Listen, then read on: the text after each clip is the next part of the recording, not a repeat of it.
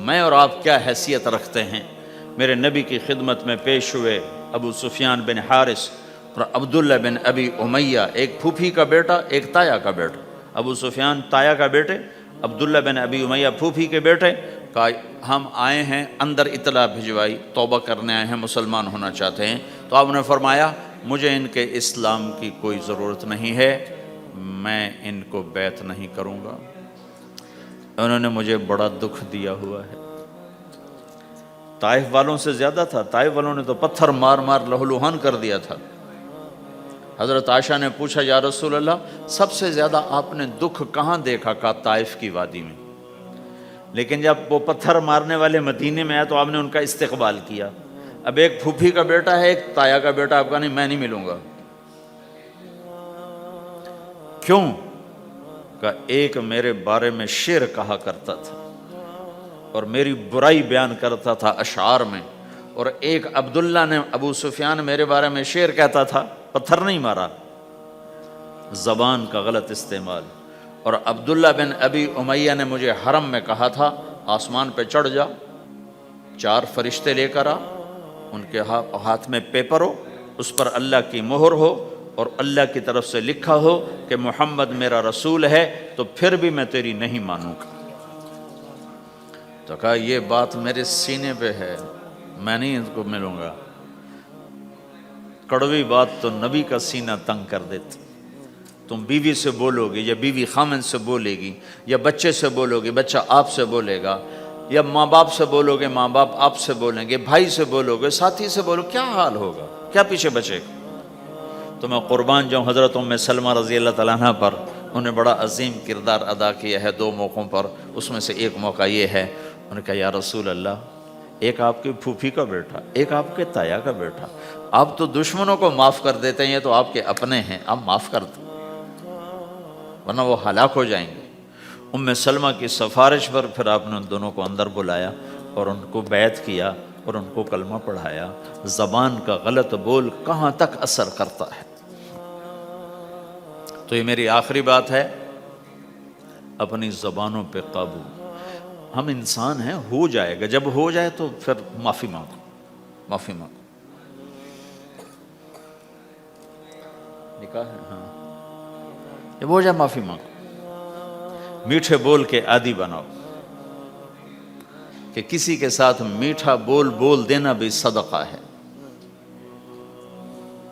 میرے پاس وکیلوں کا وفد آیا، ہم جماعت میں تھے مظفر آباد، تو میں نے آدھا گھنٹہ بات کی، کہا جی آپ کی بہت نصیحتیں سنی ہیں، آخر میں کوئی ایک نصیحت کر دیں۔ تو میں نے کہا یہ، کہ نہیں یہ نہیں، کوئی اور نصیحت کرے، یہ بڑا مشکل کام، ایک تو یہی ہے کہ اسے قابو میں رکھو۔ ایک میٹھا بول دلوں کو خرید لیتا ہے اور ایک کڑوا بول زندگی میں زہر گھول دیتا ہے۔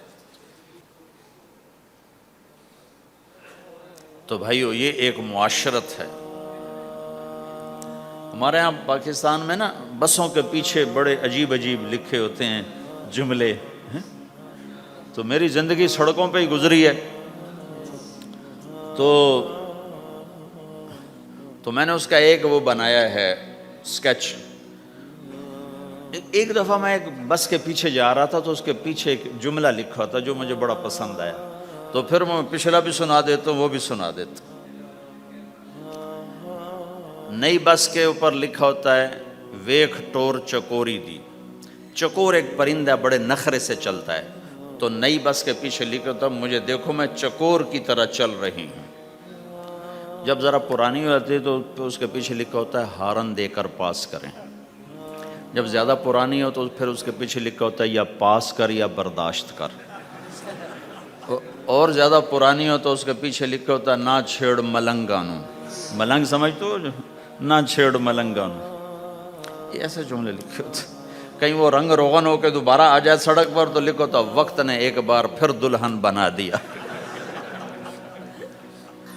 تو ایک دفعہ میں ایک بس کے پیچھے جا رہا تھا، تو میں وہ ایسے ہی نظر تو پڑی جاتی ہے تو وہ پھر پڑھا بھی جاتا ہے، تو ایک بس کے پیچھے ایک جملہ لکھا تھا، میرے جو سوا گھنٹے کا جو میں مضمون بیان کر اس کا خلاصہ لکھا تھا، دل برائے فروخت، بڑا دل برائے فروخت، اور نیچے لکھا تھا قیمت ایک میٹھا بول، ایک میٹھا بول۔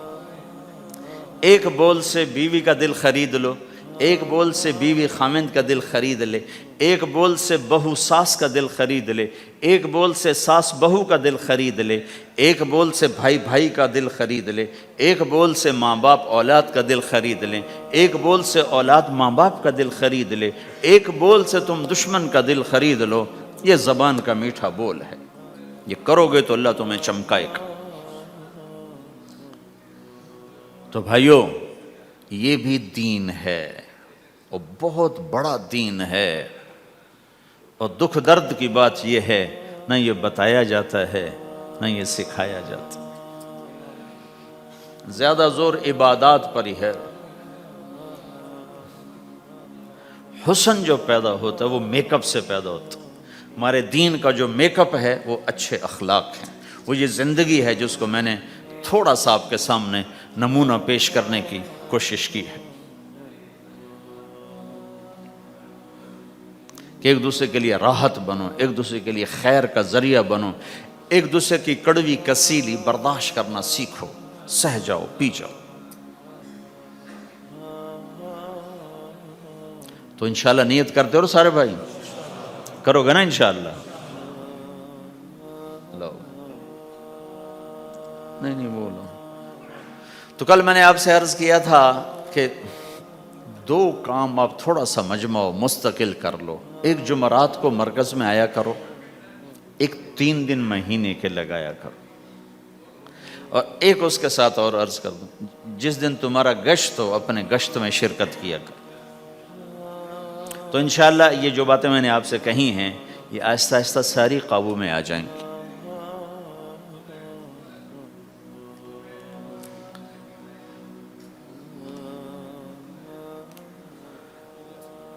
صالحہ بنت محمد الیاس، اچھا، احمد اسماعیل، یہ ہے۔ مہر کتنا ہے؟ $1700 نقد۔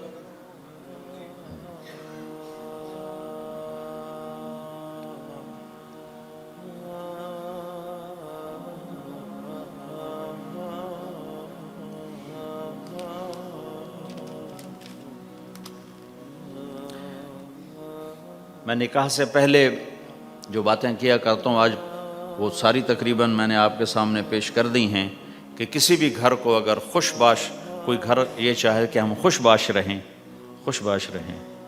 تو ایک دوسرے کی برائیاں دیکھنا چھوڑ دیں، ایک دوسرے کی کمیاں پکڑنا چھوڑ دیں، ایک دوسرے کو تانا دینا چھوڑ دیں، ایک دوسرے کے عیب چھپائیں، اپنے گھروں میں غیبت نہ کریں، کسی کی برائی نہ کریں، اپنے بچوں کو بھی اس کا عادی بنائیں، نہ کسی کی کریں نہ کسی کی سنیں۔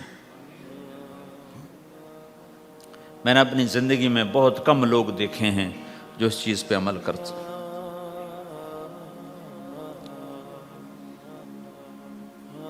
تو انشاءاللہ آپ کے گھر میں رونق رہے گی۔ جی بھائی، تم ہو احمد؟ اچھا، مجھے فیس کیا دو گے؟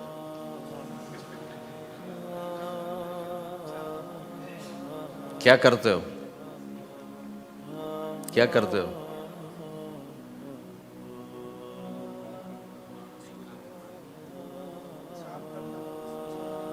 چار مہینے لگاؤ گے تبلیغ میں؟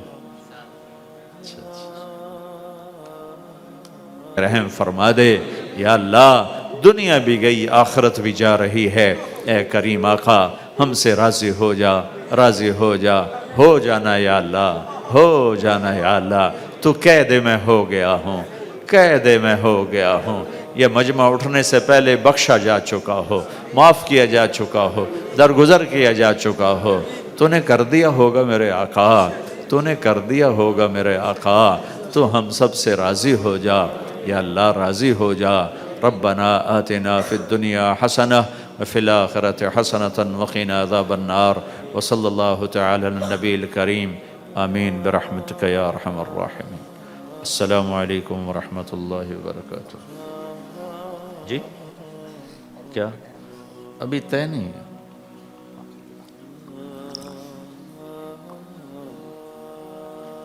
اللہ آپ لوگوں کو جزائے خیر عطا فرمائے.